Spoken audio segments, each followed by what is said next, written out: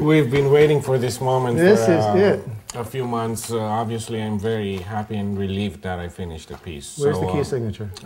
There's no key signature. It's all in 4/4, so that should make it easy for the Well, players. maybe yes, maybe no. And basically, I wanted to talk to you about the piece today and see if there are any moments that we need to let's say, rehearse a little longer or to plan more carefully.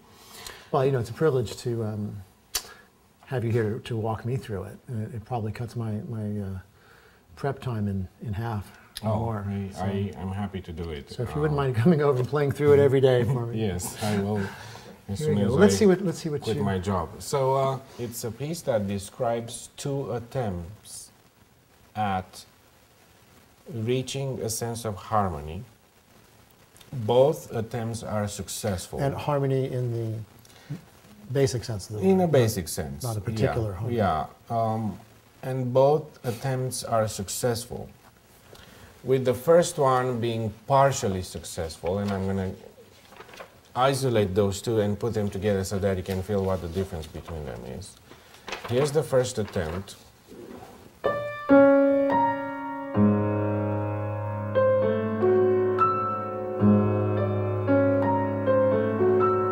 And the last one.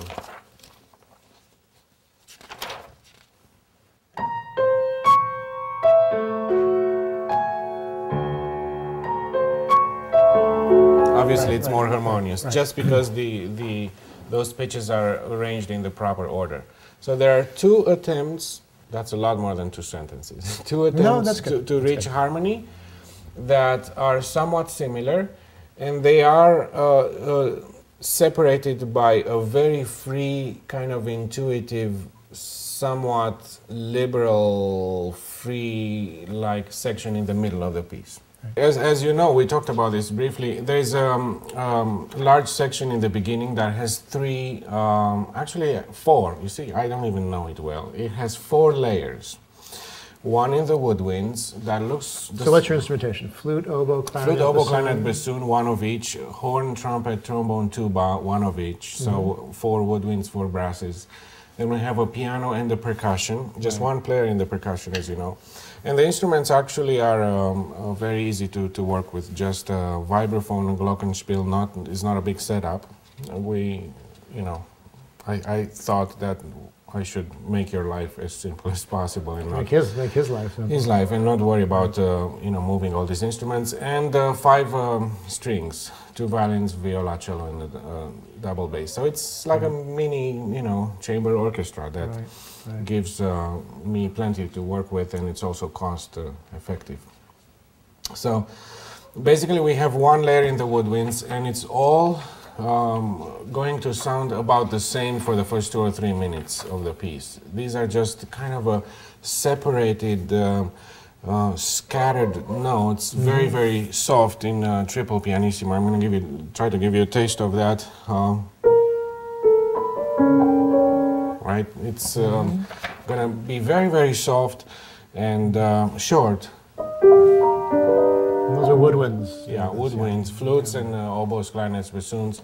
So I try to do my best to write in those ranges of the instruments where they can play soft. Not too low in the oboe. Clarinet is a little bit low. Now, when you write for sort of specifically, the triplets against 4s and stuff, are you wanting to hear those exactly? No, you're just trying to hear them not match up. Yeah, I just want the sound of leaves out there, some kind of a soft sound, and I'm trying to mimic that with pitches, with notes, but they don't have to be coordinated. So this goes on for quite a while.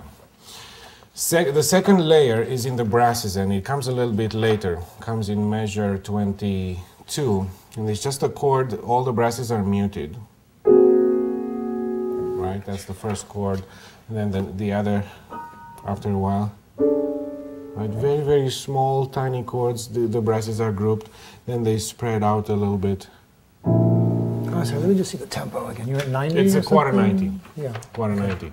So it's nothing really difficult, They just have to come at the same time. Well, they're very exposed, though. So they are, but No, this would be another chord. And basically, these are all coming from the spectrum of D, this overtone series of D. So there's a certain sense of consonance there. But they kind of try to be together, and they almost line up. So that's why I call this piece focus, because it becomes more and more clear what it is, and there is like a melodic strength here that comes from these cells. It's not going to last long, this first attempt to kind of crystallize this. And let me ask just from a practical level, back in that section, as excuse me, as their motives are coming to the fore, are certain, will they just come out naturally as played, as written, or do certain ones have to be marked solo? Or do you expect a Hauptstimme? I would like everybody to be in harmony with the ensemble, so to speak. You know, it's. But in other words, the audience's ear and their assumption of that and their projection through the texture would just be a resultant. It would be a result of an overall texture. Okay. There's no. They shouldn't try to press, because they can. No. Actually, the more they blend, the better. Right. I would say. Yeah. When you get to the moments where they stop playing quite so isolated, but they start. They can be in mezzo forte. Yes, but my experience is that when someone's playing, I guess it happened later, when someone's playing something and he feels that someone else is playing it along with him, they are emboldened a little bit, and it comes out a little bit more. Yeah, I want it. Okay. Good. Yeah. I want that. And actually what I try to do in this section, since you just brought the score here, is to blend the instruments. If you look at, to blend them and to have them help each other. If you look at this cell, it's flute, oboe, trumpet, and viola. You know, these are instruments that don't belong together, so to speak. You don't put the trumpet and the viola and the oboe together. It's like against all the orchestration books, you know. But I just want them to be together in a sense of harmony, despite the fact that they don't belong together. That's the idea. And then clarinet and violins are together. But you've done interesting things in doubling the flute and oboe. It calms the oboe down a little bit. You know.